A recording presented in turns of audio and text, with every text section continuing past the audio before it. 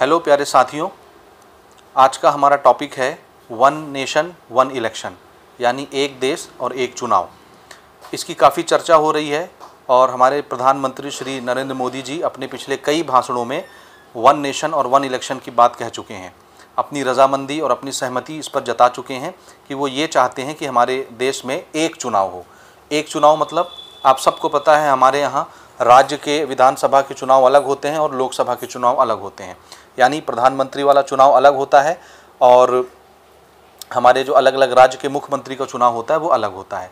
अब बीजेपी ये चाहती है, सरकार ये चाहती है कि जिस तरह से एक भारत देश है उसी तरह से एक देश है तो चुनाव भी एक ही होना चाहिए। एक ही बार चुनाव हो, उस एक चुनाव में प्रधानमंत्री का भी चुनाव हो और राज्य के मुख्यमंत्रियों का भी चुनाव साथ ही में हो। तो इसकी चर्चा जो है काफ़ी तेज़ी से हो रही है और हमारे प्रधानमंत्री ने अपने अलग अलग भाषणों में पिछले कई बार अपनी ये इच्छा जाहिर की है कि एक देश एक चुनाव होना चाहिए। अब इस बार हो ये रहा है कि आप सबको पता है कि इंडिया का जो गठबंधन हुआ है उसकी तीसरी बैठक होने वाली है और इससे सरकार इतना हकबका गई है कि सरकार ने अचानक से इमरजेंसी सत्र बुलाया है संसद में, स्पेशल मीटिंग ऐसा कह लीजिए, विशेष सत्र का आह्वान किया है। विशेष सत्र का मतलब ये है कि अगर सरकार को लगता है कि किसी विशेष विषय पर चर्चा की आवश्यकता है तो सरकार की सलाह से राष्ट्रपति या लोकसभा का स्पीकर विशेष सत्र संसद में बुला सकता है। तो ये 5 दिवसीय विशेष सत्र का आह्वान किया जा रहा है जो 18 सितंबर से 22 सितंबर तक चलेगा।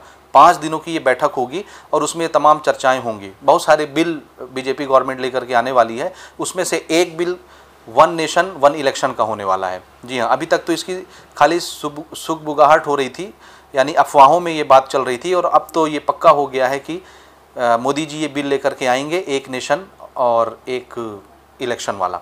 ठीक है, अच्छा हम बात कर रहे हैं, देखिए पिछले बार जो बीजेपी को वोट मिला और बीजेपी भारी मतों से जो है जीती इलेक्शन को, उसके पीछे रीज़न ये थे कि बहुत सारे काम इलेक्शन के टाइम पर गवर्नमेंट ऐसे करती है जिससे वो चर्चा में आ जाए और लोगों का जो है लोगों की भावनाएं जो हैं उनके साथ जुड़ जाएं। अगर आदमी भावुक हो गया तो जाहिर सी बात है भावुक होकर के इंसान से कुछ भी करवाया जा सकता है। तो इमोशंस के साथ खेलना गवर्नमेंट को बहुत अच्छे तरीके से आता है।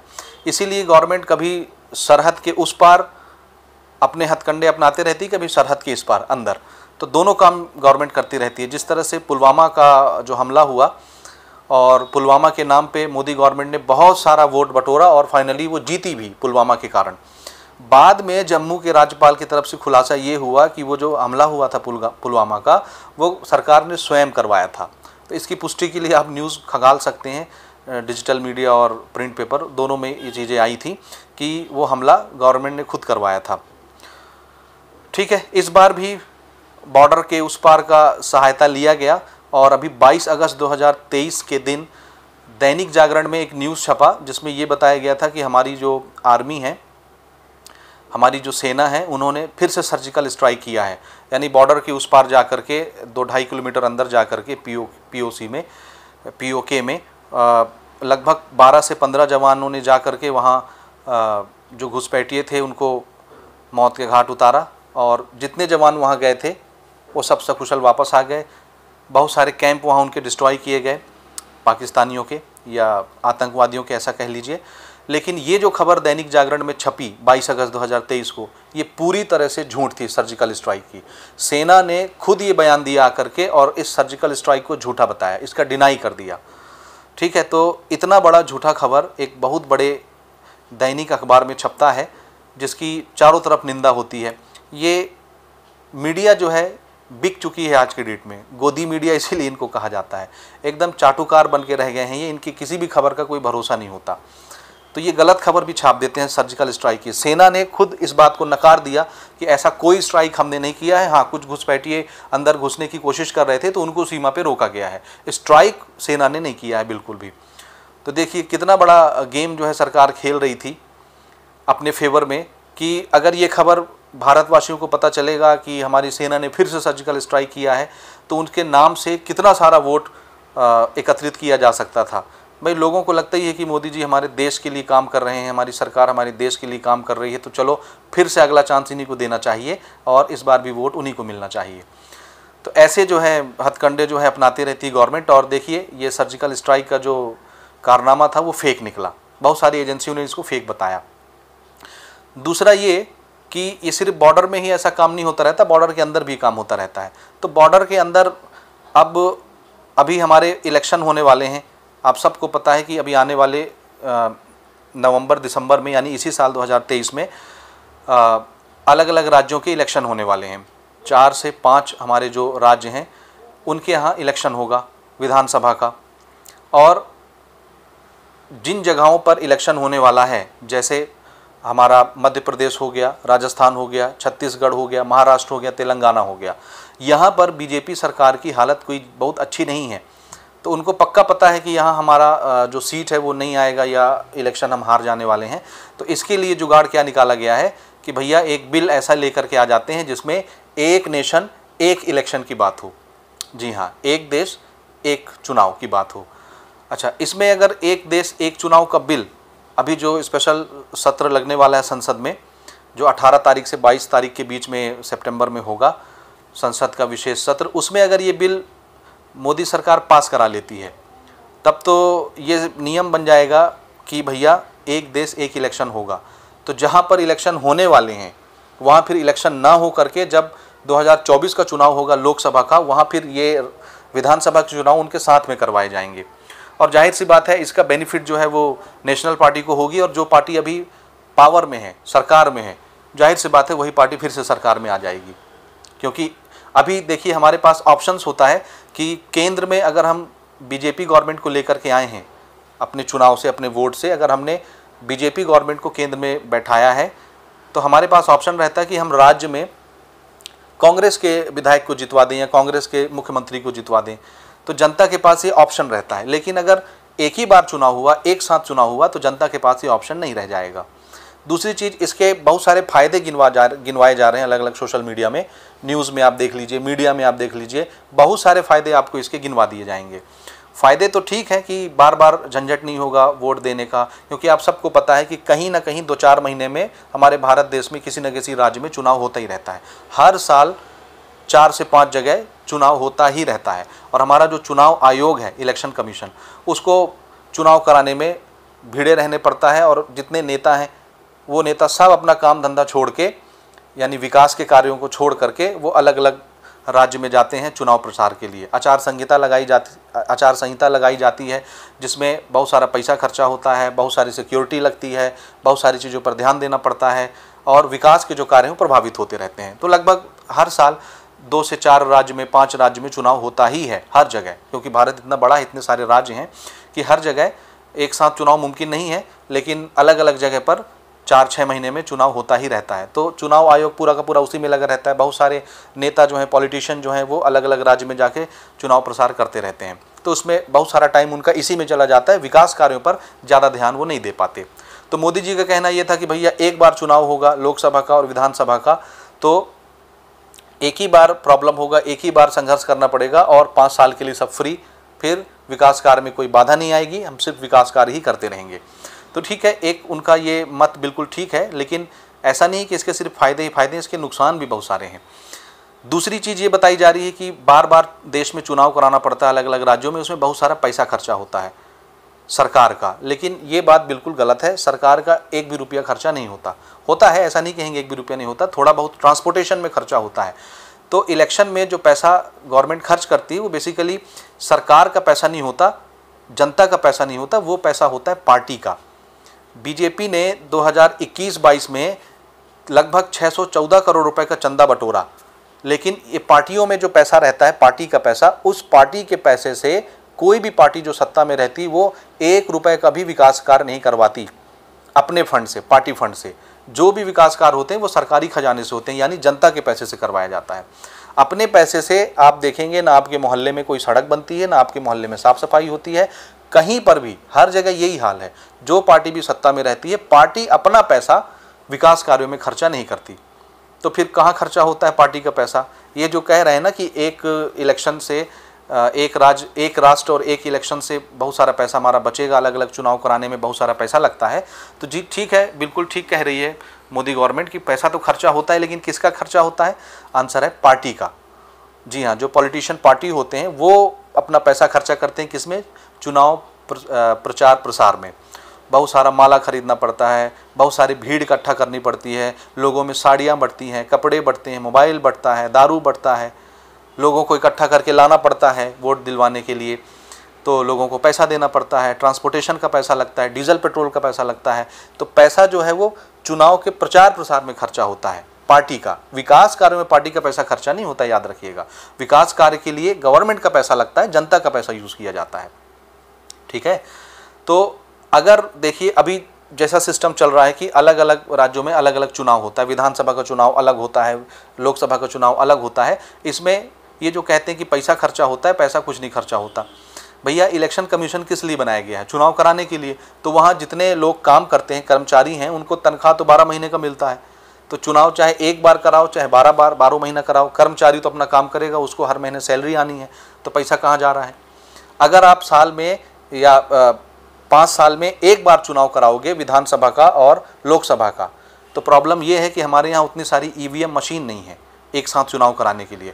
अभी जितना स्टॉक है ईवीएम मशीन का, उससे दुगना स्टॉक हमको लगेगा, और लगभग 6000 करोड़ रुपए लगेंगे ईवीएम मशीन खरीदने के लिए। अगर आप इकट्ठे सब चुनाव कराना चाहते हो तो 6000 करोड़ रुपए नए ईवीएम मशीन की ज़रूरत हमको पड़ेगी। इतना सारा पैसा खर्चा होगा। ठीक है, और पैसा खर्चा होता है चुनाव आयोग का, लेकिन किसके लिए? खाली ट्रांसपोर्टेशन के लिए, क्योंकि हमको ईवीएम मशीन अलग अलग जगह लेके जाना पड़ता है जहाँ चुनाव करवाना पड़ता है। ठीक है, तो ये पैसा का बवंडर तो ऐसे ही फैलाया गया है, ऐसा कुछ भी नहीं है। 1 रुपये भी एक्स्ट्रा खर्चा नहीं होता, लिमिटेड खर्चा होता है। ठीक है, आपको बताता चलूँ कि जब 1951-52 में चुनाव हुआ था, उसमें मात्र 11,000 करोड़ रुपए खर्चा हुए थे। 11,000 नहीं, सिर्फ 11 करोड़ रुपए खर्च हुए थे। सोचिए 1952 में 11 करोड़ में चुनाव हो गया था। लेकिन अभी जब लोकसभा का चुनाव हुआ 2019 में, उसमें लगभग 60,000 करोड़ खर्चा हुआ। 60,000, कहाँ 11 करोड़ और कहाँ 60,000 करोड़। 60,000 करोड़, 60 करोड़ भी नहीं, 60,000 करोड़, इतना पैसा खर्चा होता है लोकसभा चुनाव में। ठीक है, बल्कि अलग अलग चुनाव होने से जनता को फायदा होगा। ये जनता के पते की बात है, इसको जनता को समझना चाहिए। अगर लोकसभा और विधानसभा का चुनाव अलग अलग होता है तो इसमें जनता को फायदा होगा। किस तरह से फायदा होगा समझिए। इस तरह से फायदा होगा कि देखिए, जब चुनाव होता है तब जो ये ब्लैक मनी पॉलिटिशियन लोग स्टॉक करके रखते हैं, वो पैसा मार्केट में आता है, आम जनता तक पहुंचता है, क्योंकि उसमें पार्टी का पैसा होता है। बड़े बड़े उद्योगपति हो गए, बड़े बड़े ठेकेदार हो गए, जो बहुत धन्ना सेठ हैं, वो पार्टियों को फंडिंग करते हैं, वो पैसा मार्केट में आता है, आम आदमी के पास पहुंचता है, उससे विकास होता है। ठीक है, तो इस तरह से अगर अलग अलग चुनाव होगा तो वो पैसा सर्कुलेट होता रहता है। और अगर एक बार चुनाव हुआ, 5 साल में एक बार विधानसभा और लोकसभा का चुनाव, तो फिर ये जितना ब्लैक मनी है ये 5 साल के लिए नेता जो हैं ब्लॉक करके बैठ जाएंगे, और ये पैसा मार्केट में नहीं आएगा। जब चुनाव आएगा अगले 5 साल के बाद, तभी ये पैसा मार्केट में आएगा चुनाव प्रचार प्रसार के लिए। लेकिन अगर बार बार चुनाव होता रहा तो ये पैसा रोलिंग में रहता है, मार्केट में रहता है, लोगों की भलाई के लिए इस्तेमाल होता है, फूल माला खरीदने के लिए इस्तेमाल होगा, गाड़ी के ट्रांसपोर्टेशन के लिए, डीजल पेट्रोल के लिए इस्तेमाल होगा, लोगों की भलाई के लिए इस्तेमाल होगा, लोगों को गिफ्ट सरप्राइज़ देने के लिए भैया हम ही को वोट देना, उसमें इस्तेमाल होगा। कहने का मतलब वो पैसा मार्केट में आ जाता है और उसका उपयोग होने लग जाता है। लेकिन अगर 5 साल में एक ही बार चुनाव होगा और अगला चुनाव अगले 5 साल बाद होने वाला है, तो वो पैसा पॉलिटिशियन जो है वो 5 साल के लिए ब्लॉक करके रखेंगे, वो पैसा मार्केट में नहीं आएगा। और दूसरा इसमें घाटा ये है कि भैया अगर एक ही बार चुनाव हो गया तो मान लीजिए केंद्र में भी बीजेपी की सरकार आ गई और राज्य में भी बीजेपी की सरकार आ गई, हमारे जो विधायक हैं, सांसद हैं, वो भी बीजेपी के बन गए, तो फिर आपकी सुनेगा कौन? जनता की फरियाद फिर कोई नहीं सुनेगा, ना केंद्र सुनेगी ना राज्य सुनेगा, फिर वो सीधा सुनेंगे अगले 5 साल के बाद। तो वोट बहुत सोच समझ के आपको अपना देना है, बहुत कीमती होता है आपका वोट। और अगर बार बार चुनाव होता है, विधानसभा का चुनाव अलग होता है और लोकसभा का चुनाव अलग होता है, तो जनता के पास सरकार को सबक सिखाने का मौका होता है। जैसे मान लीजिए हमने केंद्र में सरकार बनवाई बीजेपी की, अब बीजेपी सरकार तानाशाह हो गई, हमारी बात नहीं सुन रही है, मनमाना कोई ना कोई स्कीम हम पे थोपती रहती है, कहीं ये नियम लगाती, कहीं वो नियम लगाती है। तो हमारे पास, जनता के पास ये ऑप्शन होता है कि भैया ठीक है, केंद्र में तो आपको बैठा दिए, लेकिन अब हम राज्य में बताते हैं, आपको सबक सिखाएंगे। जिस तरह से हरियाणा वालों ने किया कि केंद्र में बीजेपी सरकार को जिता दिया और अपने हमारा जो राज्य का चुनाव हुआ, विधानसभा चुनाव, उसमें उन्होंने कांग्रेस को जितवा दिया। ठीक है, जितने हमारे सांसद थे या विधायक थे वो कांग्रेस के बन गए। तो भैया केंद्र में तुम नहीं सुनोगे तो लो हम तुमको दूसरे तरह से सबक सिखाना जानते हैं। लेकिन अगर एक बार चुनाव हुआ और जब बंदा चुनाव देने जाता है, चुनाव के लिए जाता है वोट देने के लिए, तो उसके दिमाग में, जब वो प्रधानमंत्री के चुनाव के लिए जाता है, लोकसभा के चुनाव के लिए, तो उसके दिमाग में देश होता है, पूरा देश के बारे में सोचता है कि देश के लिए अच्छा प्रधानमंत्री कौन होगा। लेकिन जब विधानसभा का चुनाव होता है तो वो फिर राज्य के बारे में सोचता है कि हमारा विधायक ऐसा होना चाहिए, हमारा सांसद ऐसा होना चाहिए, मुख्यमंत्री ऐसा होना चाहिए। वो सिर्फ उस समय राज्य के बारे में सोचता है। लेकिन एक बार अगर चुनाव हुआ दोनों का, तो फिर हमको ये लगेगा ठीक है, हम केंद्र में बीजेपी को लेके तो आ ही रहे हैं, चलो सांसद भी बीजेपी का बना देते हैं, विधायक भी बीजेपी का बना देते हैं, मुख्यमंत्री भी बीजेपी का ही आना चाहिए। ये विचारधारा हो जाती है। एक सर्वे के मुताबिक मैं आपको बताऊं कि अगर लोकसभा और विधानसभा का चुनाव एक साथ कराया जाएगा, तो 2015 में सर्वे किया गया था, उसके अकॉर्डिंग 77% जनता एक ही पार्टी को वोट देगी, एक ही पार्टी की सरकार को लाएगी, 77%। लेकिन अगर लोकसभा और विधानसभा के चुनाव में 6 महीने का भी अंतर है, गैप है, तो 61% जनता जो है वो अपना चुनाव एक पार्टी को करेगी, एक पार्टी को वोट देगी। 61% जनता, ये आप ध्यान में रखेंगे। ठीक है, तो इसी के लिए अब बीजेपी गवर्नमेंट है परेशान कि भैया इंडिया का जो मीटअप हो रहा है उससे अब इस बार का इलेक्शन निकाल पाना बहुत मुश्किल है। और ये जो 5 राज्यों में अभी विधानसभा के चुनाव होने वाले हैं, अगर इसमें बीजेपी का पत्ता साफ हो जाता है तो फिर अगला जो लोकसभा का चुनाव होना है 2024 में, उसमें तो सीधी सी बात है, जो आंधी चलेगी अभी 5 राज्यों में, वो सोचेगी कि चलो हम यही आंधी फिर से 2024 में चला देते हैं। इस कारण से मोदी सरकार जो है वो इस बिल को लाना चाहती है और लागू करना चाहती है। ठीक है, अच्छा, ये जो बिल है वन नेशन और वन इलेक्शन का, ये लागू कैसे होगा? तो इसके लिए हमारे जो संविधान है उसमें बहुत सारे अनुच्छेद हैं इससे रिलेटेड, उनमें संशोधन की आवश्यकता पड़ेगी। तो संविधान में जो उसके बहुत सारे अनुच्छेद हैं, जैसे अनुच्छेद 82 है, 85 है, 172 है, 174 है, 356 है, इसमें संशोधन की आवश्यकता पड़ेगी। तो जाहिर सी बात है भीमराव अंबेडकर जी का बनाया हुआ संविधान बदला जाएगा अगर गवर्नमेंट ये बिल पास करती है तो। और दूसरी चीज़, बहुत सारे राज्यों की भी सहमति की ज़रूरत पड़ेगी। तो कम से कम 2/3 राज्य अगर अपनी सहमति व्यक्त करते हैं तो ये बिल पास हो जाएगा संसद में। और अगर इतने राज्य, 2/3 राज्य अगर असहमति व्यक्त कर दिए या इतने सहमति उनको नहीं मिली, तो फिर ये बिल पास नहीं होगा। और लगभग 2/3 राज्य सहमति दे देंगे, क्योंकि इन जगहों पर बीजेपी की ही हुकूमत है। ठीक है, तो चलिए देखते हैं, इसी महीने सारी चीज़ें क्लियर हो जाएंगी। 18 से लेके 22 तारीख तक, 18 सितंबर से 22 सितंबर 2023 तक ये जो विशेष सत्र का आह्वान किया गया है, इसमें ये सारी चीज़ें अभी डिक्लेयर हो जाएंगी, क्लियर हो जाएंगी।